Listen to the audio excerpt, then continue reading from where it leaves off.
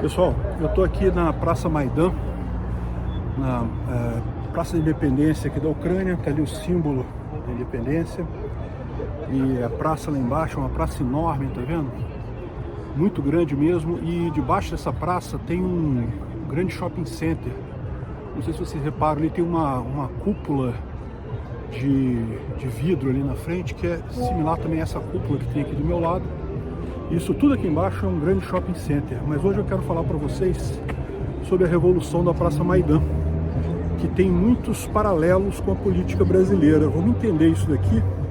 O que tem de parecido? Olha só, um presidente sofre um atentado e quase morre durante a campanha para a eleição, que tem como tema principal a corrupção do partido do oponente. A mídia do país é totalmente contrária a esse candidato que sofreu o atentado e apoia abertamente o político corrupto, criticando o candidato preferido pelo povo. O candidato que sofreu o atentado é chamado de nazista pelos opositores. Mas o candidato que sofreu o atentado acaba ganhando a eleição só para ver a Suprema Corte, aliada do seu oponente político, limitar qualquer reforma mais significativa que ele pretendia fazer. O candidato governa, consegue encaminhar o país na direção certa, mas anos de mídia negativa e poucas mudanças reais acabam fazendo ele perder a eleição seguinte. O partido da corrupção volta ao poder, mas tem um problema. O presidente bom conseguiu fazer um congresso de oposição ao corrupto. Infelizmente, porém, isso não adianta, porque a Suprema Corte claramente ajuda o governo corrupto e sistematicamente diminui o poder do Congresso. A mídia, em peso, apoia o governo corrupto. Ainda assim, o povo sabe o que quer e continua querendo a oposição. Achou que eu estava falando do Brasil, não é mesmo? Mas eu estou contando a história da Ucrânia nos anos que antecederam a Revolução da Praça Maidan. Achou parecido com o Brasil? Bem, vamos esperar que o desfecho não precise de tanto sangue no final das contas, porque lá na Ucrânia, em determinado dia do governo do corrupto Yanukovych, o nível de sacanagem da Suprema Corte e do presidente chegou a um limite explosivo e a população entrou em revolta aberta que durou 4 meses. No final, o presidente corrupto teve que fugir, a Suprema Corte foi inteiramente destituída, mas o custo disso foram 104 mortes de manifestantes e 33 de policiais. Estaremos dispostos a pagar tal preço? Espero que não seja necessário isso. O que aconteceu afinal aqui no início de 2014, que muita gente chama de um golpe, muita gente chama de uma revolução, mas na verdade não foi nada disso. Para entender essa história, a gente vai passear aqui pela região. A praça aqui está cheia de jovens, parece que o pessoal gosta de conversar e beber aqui na praça, o que é uma coisa legal. Finzinho de tarde, o sol se pondo. Enfim, para entender essa história direito, a gente precisa voltar no tempo, pelo menos um pouquinho. É 2004. Em 2004, houve uma eleição muito disputada na Ucrânia, entre dois Viktor, o Viktor Yushchenko e o Viktor Yanukovych. O Yushchenko era o candidato pró-Europa, pró-liberalismo econômico, contra a ligação com a Rússia e principalmente contra a corrupção. Tanto lá na Ucrânia quanto aqui no Brasil, vocês sabem, a corrupção é endêmica. Ele usou a cor laranja na sua campanha, uma vez que concorreu independente, sem estar ligado a nenhum partido. Mas o outro candidato era o favorito, o Viktor Yanukovych. Era o antigo primeiro-ministro da Ucrânia, que era antiliberalismo econômico, a favor de um governo grande, controlador, querendo mais integração com a Rússia. Era o candidato pró-Rússia. Prometia, lógico, mais ajuda aos pobres e mais empresas estatais, esse tipo de coisa. No primeiro turno, em 31 de outubro de 2004, Yushchenko ganhou bastante apertado, 39,9% dos votos contra 39,2% de Yanukovych. Os demais candidatos, eram 26 no total, dividiram o resto dos votos. A maior parte dos demais candidatos se alinhou a Yushchenko no segundo turno que ele disputou com Yanukovych, e muita gente esperava, por isso, uma vitória fácil dele. No segundo turno, que aconteceu em 21 de novembro daquele mesmo ano, o resultado surpreendeu. Yanukovych ganhou com 49,4% dos votos, enquanto Yushchenko teve apenas 46,7%. As evidências de fraude na eleição eram muitas. Inclusão de votos em urnas, coação de votantes, as pessoas no Donbás e na Crimeia eram obrigadas a votar em Yanukovych. A população foi às ruas exigindo novas eleições, em grandes protestos que ficaram conhecidos como a Revolução Laranja, porque laranja era a cor do Yushchenko. E o barulho foi tão grande que até a comunidade europeia e os Estados Unidos se recusaram a reconhecer o resultado das eleições. A população nas ruas pressionou e o governo e a Suprema Corte decidiram refazer o segundo turno, com mais observadores independentes. No novo segundo turno, que aconteceu no dia 26 de dezembro daquele mesmo ano, agora, Yushchenko ganhou com 52% dos votos contra 44,2% do Yanukovych. Putin, lógico, não gostou do resultado, acusou o Ocidente de estar manipulando a situação, mas o peso central foi mesmo da população ucraniana, que se revoltou em larga escala. A Revolução Laranja levou a protestos a várias cidades na Ucrânia e até no exterior. Yushchenko tomou posse em 2005. Mas você reparou que nas fotos mais antigas ele tem o rosto lisinho e nas fotos mais novas o rosto dele está todo cheio de marcas? Pois é, brigar contra Putin costuma não fazer bem para a saúde. Yushchenko tem o condão de ter se levantado primeiro contra a Rússia, se declarado pró-liberalismo e pró-Europa. Sofreu as consequências de uma intoxicação com TCDD, uma droga sintética que ele teria ingerido em uma reunião com generais ucranianos, e que quase o matou. Ele acabou sobrevivendo a muito custo com o rosto todo marcado pelo ataque. De qualquer forma, com a decisão da Suprema Corte ucraniana, ele foi empossado presidente em 2005. Apesar das boas intenções, infelizmente Yushchenko teve muitas dificuldades em seu governo.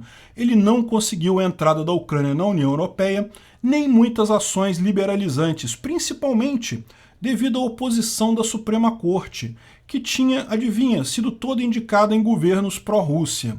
Mas conseguiu fazer algumas reformas. O governo aprovou uma reforma constitucional que dava mais poderes para o primeiro-ministro, tirando poderes do próprio Yushchenko, mas melhorando a relação do executivo com o Congresso. Também aprovou muitas leis contra a corrupção. No final, porém, devido à resistência de parte significativa do governo, não conseguiu fazer tantas reformas assim, deixou a entrada na Comunidade Europeia encaminhada, mas não conseguiu concretizar. Em 2010, houveram novas eleições na Ucrânia. Novamente, o candidato pró-Rússia era o Viktor Yanukovych.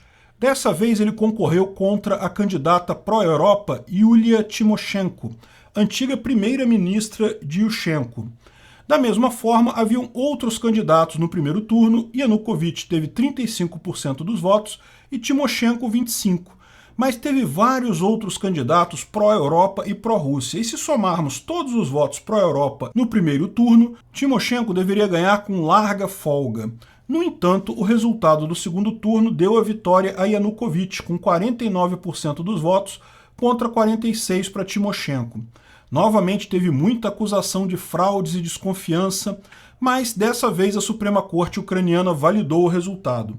Yanukovych assumiu a presidência, mas tinha um porém.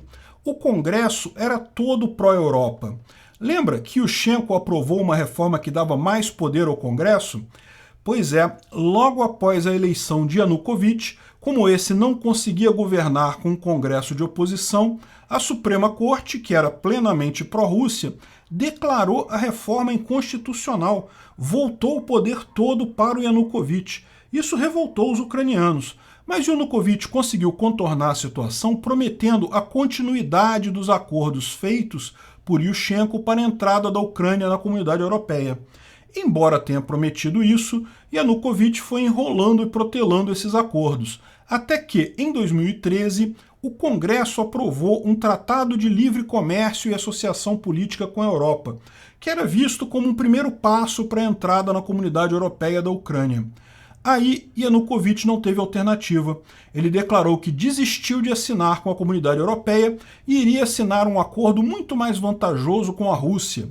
Isso revoltou os ucranianos, porque o contrato comercial com a Rússia anulava anos de tentativa de separação e independência, bem como matava o sonho de uma Ucrânia na Comunidade Europeia.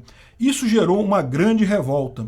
Os protestos, que foram os protestos da dignidade ou os protestos da Praça Maidan, começaram tímidos ainda em novembro de 2013, mas em dezembro já eram protestos enormes. E no ano seguinte, no iniciozinho de 2014, a coisa realmente ficou feia. A gente está passando aqui na ponte em cima da rua. Essa rua aqui é onde aconteceu a parte mais trágica da Revolução Maidan, tá? Dos eventos de 2014. Então tá vendo aqui essa rua que vai lá para os prédios do governo. Os prédios do governo ficam lá em cima e a Praça Maidan em si fica ali embaixo. A Praça Maidan estava lotada de gente e quando os manifestantes subiram essa rua é que houve um confronto com a polícia e que houve muitas mortes, mais de 100 mortes aqui nessa revolução. E ali, ó, se vocês verem, ali tem o memorial das vítimas, né? Tem o retrato das pessoas que morreram na revolução aqui.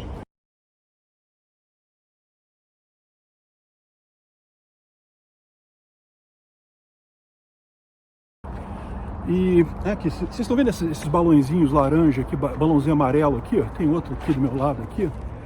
Esses balõezinhos todos, eles contam a história do que aconteceu aqui na Praça Maidan. Então tem um monte deles por aqui, justamente explicando os eventos que transcorreram naqueles poucos dias que acabaram sendo decisivos, né? Isso aqui que a gente está passando aqui é um centro de artes. Então tá cheio de gente aqui. O pessoal deve estar participando de algum evento aqui. Enfim, em 2010, então, com muita suspeita de fraude, o Yanukovych ganhou. E ganhou numa situação parecida com o que a gente está vivendo agora no Brasil. Suspeita de fraude, mas o STF dessa vez não quis dar trela para as acusações de corrupção, de interferência na eleição. Ao contrário, não só colocou o Yanukovych no poder, como anulou todas as reformas que tinham sido feitas em 2004. Então lembra, leis contra a corrupção, bandidos que tinham sido presos, aqui tá vendo mais um monte de balãozinho amarelo aqui contando. É que esse balãozinho tá tudo em ucraniano, eu não consigo ler. Eu poderia até traduzir com o Google Translator, mas... Enfim, vamos fazer um negócio mais rápido, né? Então, quando chegou em 2010, houve essa grande reversão. Uma eleição suspeita, o STF apoiando o candidato ladrão, e o candidato ladrão que tinha sido proibido de assumir em 2004, acabou assumindo em 2010, e todas as reformas, todas as coisas feitas na Constituição, na lei, foram apagadas pela Suprema Corte daqui, justamente numa de que, não, olha só, lá atrás a gente foi contra a corrupção e coisa e tal, mas agora eu não quero nem saber, vai ser o nosso cara mesmo, nosso cara corrupto mesmo, e coisa e tal. Familiar, não? Enfim, teve protestos com a eleição do Yanukovych aqui, mas não tinha muito o que dizer. Não tinha, como toda eleição, você não tem como evidenciar eventual fraude, é muito difícil evidenciar fraude, e no final das contas, o cara assumiu. Mas ele assumiu numa situação que, olha só, de novo, parecido com o que a gente vive no Brasil. Ele, que é pró-Rússia, tinha presidência, mas o Congresso, a Verovna Rada, que é o nome do parlamento aqui, era de maioria pró-Europa, né? Ou seja, o Yanukovych é pró-Rússia, mas ele ia governar com um parlamento pró-Europa. E daí ele teve que fazer um monte de acordo, teve que se virar com o Arthur Lira deles aqui, e desse meio termo surgiu um compromisso de se associar à comunidade europeia, um acordo que já vinha sendo tratado já há algum tempo pelo antecessor dele, né? Então o antecessor já tinha negociado essa entrada da Ucrânia na Europa e tá vendo aqui, em todo canto você tem as homenagens aqui aos mortos na Revolução aqui nessa região.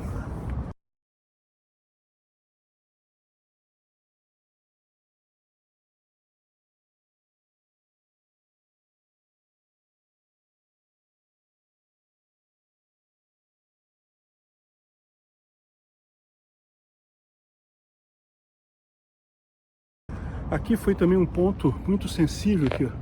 Tá cheio de bolinhas amarelas ali explicando coisas.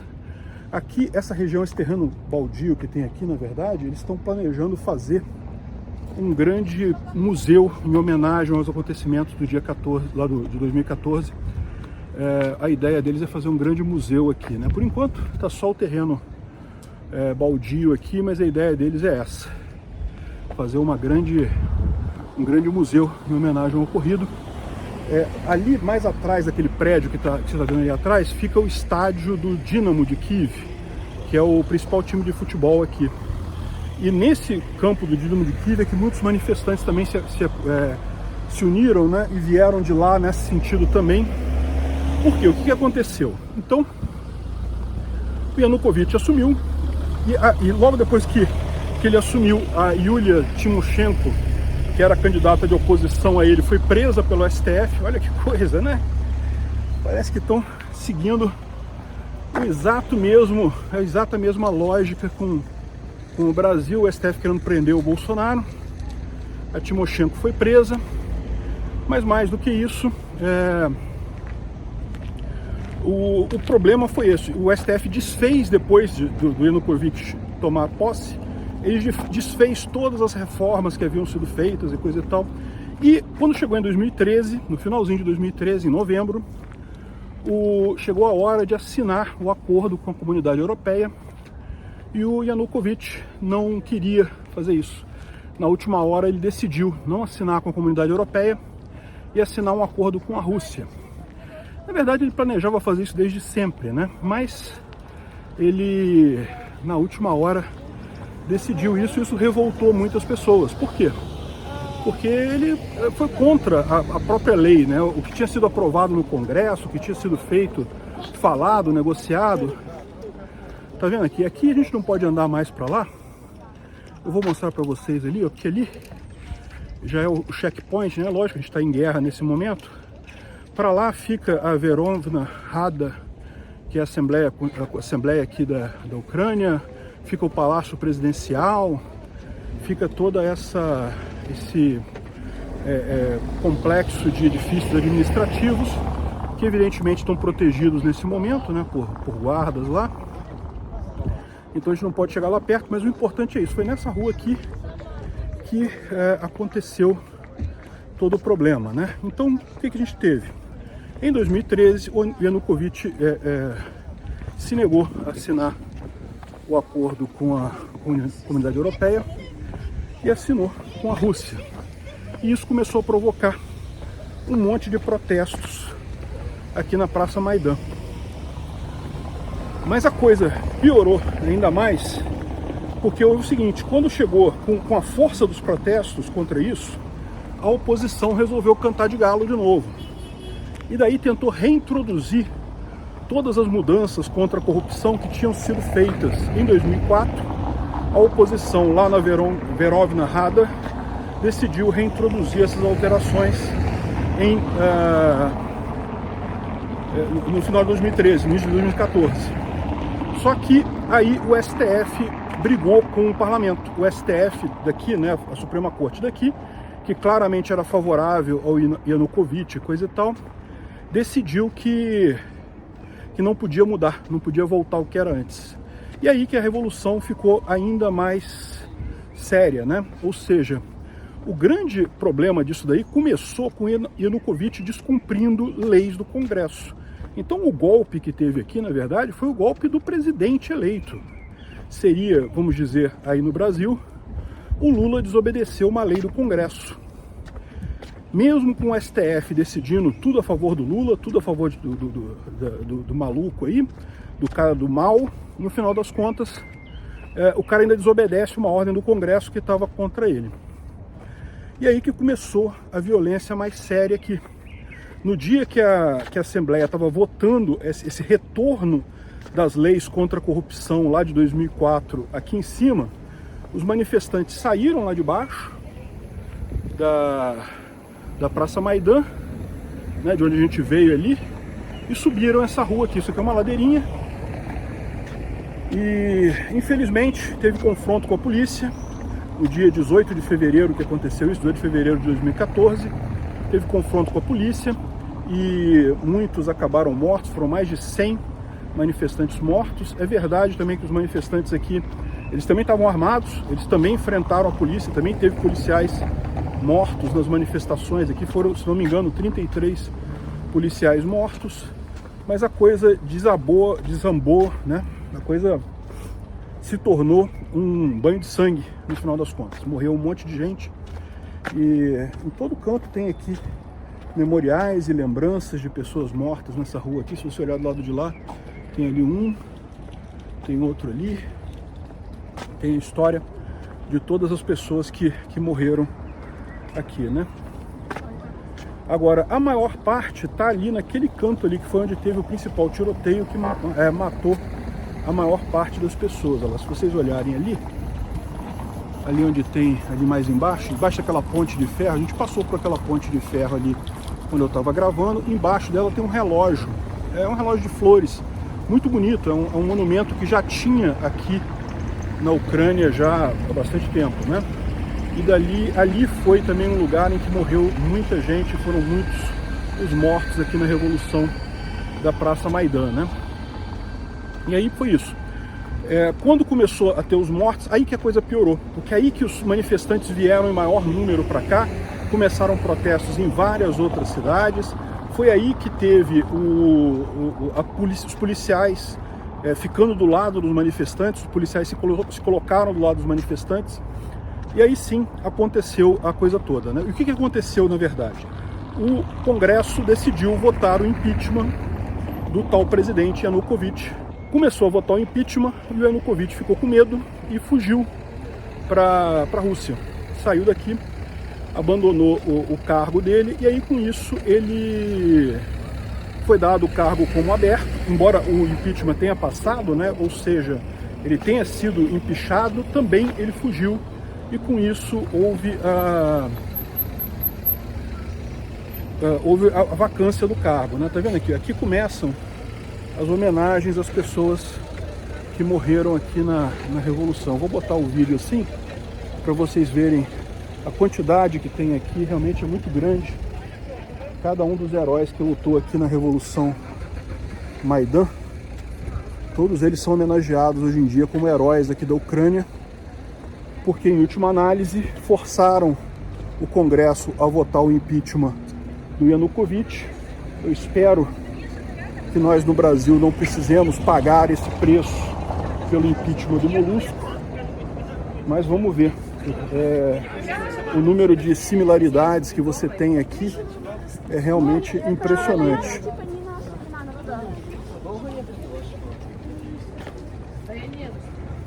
Pessoal voltando da escola, hein? Bom, o número de similaridades que você vê aqui com o Brasil realmente é impressionante. Tá vendo? Aqui tem toda a lista de todos os heróis aqui da Praça Maidan. Se você olhar nesse ponto aqui, tem mais uma grande lista aqui de nomes, exatamente aqui em cima do tal relógio que eu estava mencionando para vocês. Então é isso daí. Aí começou, depois da morte, votaram o impeachment, o cara fugiu, aí assumiu o presidente da Câmara, como seria aí no Brasil também, em caso de vacância da presidência, né? O que aconteceu depois disso, né? Depois disso, o Congresso tomou a posse, na verdade. O Congresso começou a dominar e destituiu todo o pessoal do STF. Por quê? Porque a essa altura tinha ficado claro para todo mundo que o STF tinha ultrapassado, o STF daqui, né, a Suprema Corte daqui, tinha ultrapassado todos os limites em termos de fazer maldades, de retornar leis contra a corrupção e esse tipo de coisa. E, adicionalmente, libertou a Yulia Tymoshenko, que era a candidata de oposição, né, a candidata contra o Yanukovych, que havia sido presa pela Suprema Corte lá atrás.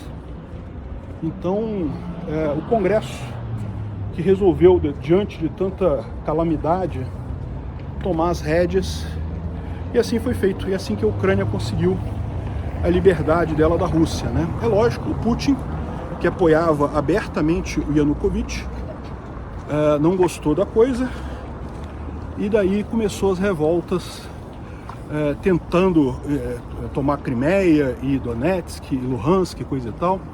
Teve também uma tentativa dele de fazer um golpe em Odessa, que deu errado.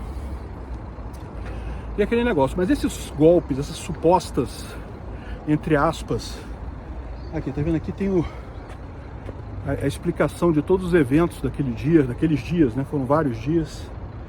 Aqui tem mais um monte de homenagens aos heróis aqui do Maidan. Enfim, essa praça ficou marcada por esse evento, né? E aí o Putin ficou chateado, considerou isso um golpe de Estado, mas não foi. O Yanukovych fugiu, ele foi votado fora pelo Congresso. Impeachment funciona assim.